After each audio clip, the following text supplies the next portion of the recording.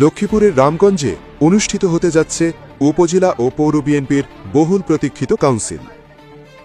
2022 সনের 29 অক্টোবর রামগঞ্জ উপজেলা ও পৌর বিএনপির 61 সদস্য বিশিষ্ট আহ্বায়ক কমিটি গঠন করা হয়েছিল, কিন্তু কমিটি ঘোষণার পর থেকেই নানা বিতর্ক আর বিভাজনের মধ্য দিয়ে দীর্ঘ সময় অতিক্রম করেছে। প্রায় 3 বছর পর অবশেষে আসছে বহুল প্রতীক্ষিত সেই কাউন্সিল। আগামী 20 সেপ্টেম্বর অনুষ্ঠিত হতে যাচ্ছে রামগঞ্জ উপজেলা ও পৌর বিএনপির কাউন্সিল। 20 সেপ্টেম্বর রামগঞ্জ সরকারি কলেজ কেন্দ্রে হবে ভোট গ্রহণ। এই নির্বাচনে রিটার্নিং কর্মকর্তার দায়িত্ব থাকছেন জেলা বিএনপির সদস্য মোহাম্মদ মনিরুল ইসলাম হাওলাদার।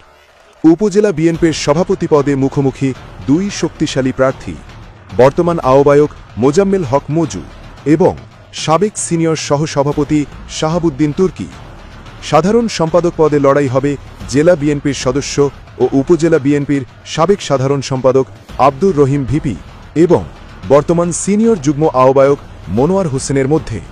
সাংগঠনিক সম্পাদক পদে রয়েছেন 4 প্রতিদ্বন্দ্বী: জেলা যুবদলের সদস্য আবুল বাশার সতু, বর্তমান যুগ্ম আহ্বায়ক নজরুল ইসলাম পিন্টু, রামগঞ্জ সরকারি কলেজ সংসদের সাবেক এজিএস আমজাদ হোসেন এবং উপজেলা বিএনপির সদস্য মহিবুল্লাহ।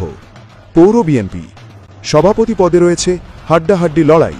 প্রার্থী হয়েছেন উপজেলা বিএনপির সাবেক সাংগঠনিক সম্পাদক ইসমাইল হোসেন বেঙ্গল, পৌর বিএনপির বর্তমান আহ্বায়ক শেখ কামরুজ্জামান এবং পৌর বিএনপির বর্তমান সদস্য সচিব তোফাজ্জল হোসেন বাচ্চু। সাধারণ সম্পাদক পদে প্রতিদ্বন্দ্বিতা করছেন পৌর বিএনপির যুগ্ম আহ্বায়ক গিয়াসউদ্দিন পলাশ, সাবেক সদস্য সচিব আলমগীর হোসেন মিয়া এবং সিনিয়র যুগ্ম আহ্বায়ক তোফায়েল আহমেদ।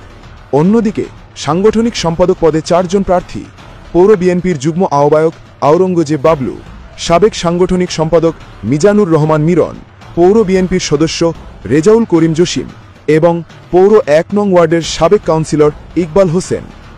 রামগঞ্জ উপজেলা ও পৌর বিএনপির এই কাউন্সিল ঘিরে নেতাকর্মীদের মাঝে এখন তীব্র উত্তেজনা, প্রাণচাঞ্চল্য আর প্রত্যাশার স্রোত বইছে। সবাই অপেক্ষা করছে কে হচ্ছেন আগামী দিনের নতুন নেতৃত্বের অধিনায়ক।